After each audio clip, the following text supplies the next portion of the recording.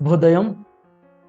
క్రీస్తు యేసునందు ప్రియమైన దేవుని బిడ్డలారా, సజీవుడు పునరుద్ధానుడు యేసు క్రీస్తు యొక్క పవిత్ర నామంలో మీకు శుభాలు తెలియజేయుచున్నాను. దేవుని బిడ్డలారా, ఈ దిన మన టిఎల్సి డైలీ బ్రెడ్లో దేవుని యొక్క వాక్యాన్ని చదువుకుందాం. 23వ సంకీర్తన మొదటి వచనాన్ని జ్ఞాపకం చేసుకుందాం. యెహోవా నా కాపరి, నాకు లేమి కలుగదు. దేవుని బిడ్డలారా, దేవుడు ఈ మాట ద్వారా మనందరికి కూడా జ్ఞాపకం చేస్తున్నటువంటి మాట. యెహోవా నా కాపరి, నాకు లేమి కలుగుదని దావీదు ఏ రీతిగా తన వ్యక్తిగత అనుభవాలను బట్టి, తను ఏ విధంగా తను అనుభవించినటువంటి స్థితిగతులను బట్టి, తను పొందినటువంటి ప్రతి కార్యాన్ని బట్టి ఈ మాట ద్వారా మనకి జ్ఞాపకం చేస్తున్నాడు. నిజంగానే దేవుణ్ణి నీవు కాపరిగా కలిగి ఉన్నావంటే జీవితంలో ఏ లేమి అనేటువంటిది నీకు కలగదు. ఇప్పటి వరకు మన జీవితంలో ఎవరెవరో మీద ఆధారపడి ఉండొచ్చు, ఎవరెవరి యొక్క సహాయం కొరకు నిరీక్షించి కనిపెట్టి ఆశించి ఎదురు చూస్తూ ఉండొచ్చు. కానీ ఈ దినం దేవుని మీద మరి ఆధారపడి ఆయన కాపరత్వం కింద నువ్వు ఉండాలి అని ఆశించగలిగితే, ఉండగలిగితే దేవుడు ఏ లోటు లేకుండా దేవుడు పోషించగలిగినటువంటి వారు. నిజమే, మనం గమనిస్తే మరి గొర్రెలకు కాపరి ఉన్నప్పుడు కాపరి గొర్రెల గురించి ఆలోచన చేస్తాడు.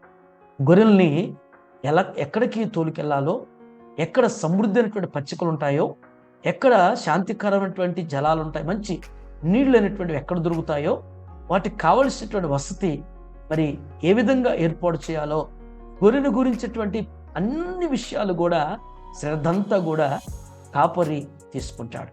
ఆ విధంగానే మనం దేవుని యొక్క కాపరత్వం కింద రాగలిగినప్పుడు సమస్తం కూడా దేవుడు అనుగ్రహిస్తాడు.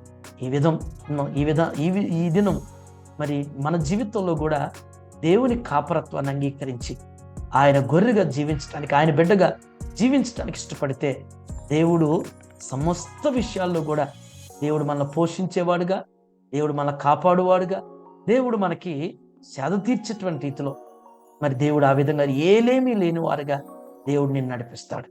ఆ విధంగా పరిశుద్ధాత్ముడు ఈ దినమంతా కూడా ఆయన కాపరత్వం కింద నడిపిస్తూ మరి నెమ్మదిని, సమృద్ధిని, సమాధానాన్ని దేవుడు మీకు దయచేయను గాక.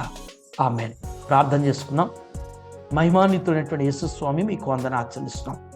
భక్తుడు దావీదు జ్ఞాపకం చేసినట్లుగా, నా తండ్రి యెహోవా నా కాపరి, నాకు లేమి కలుగదు అని జ్ఞాపకం చేసినట్లుగా, దేవా మిమ్మల్ని కాపరిగా కలిగినప్పుడు, మీ గొర్రెలుగా జీవించినప్పుడు, ఆయన మీ బిడ్డలుగా మేము జీవించినప్పుడు, నా తండ్రి ఏ లేమి, ఏ కొదువ, ఏ కష్టం ఏది కూడా కలగదనేటువంటిది మీ వాక్యం చేత మాతో మీరు మాట్లాడేందుకు వందనాలు.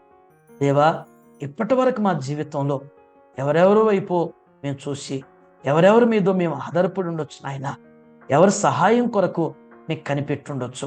ఈ దినం నా తండ్రి పూర్తిగా నాయన దేవా, మిమ్మల్ని కాపరిగా కలిగి ఉంటాం, మిమ్మల్ని యజమానిగా కలిగి నా తండ్రి పూర్తిగా మీ మీద ఆధారపడేటువంటి అట్టి జీవితాన్ని మా అందరికీ మీరు దయచేసి నాయన దేవా, మిమ్మల్ని కలిగిన వారు ఏ విధంగా ఉంటారు అనేటువంటిది అనేక మంది భక్తుల యొక్క అనుభవాలను బట్టి నాయన ఆ విధంగా జీవించేటువంటి కృపను మా అందరికి మీరు దయచేయమని, ఇదేనో నాయన మీ బిడ్డల యొక్క పనుల్లో, మరి ప్రయాణాల్లో, మరి బాధ్యతలు మీరు తోడుగా ఉండి దేవా, వారి యొక్క ప్రతి పనిలో కూడా నాయన మీరు యజమానిగా ఉండి వారిని మీరు నడిపిస్తూ బలపరచమని యేసు నామములో ఈ ప్రార్థన మీకు సమర్పించున్నాను తండ్రి.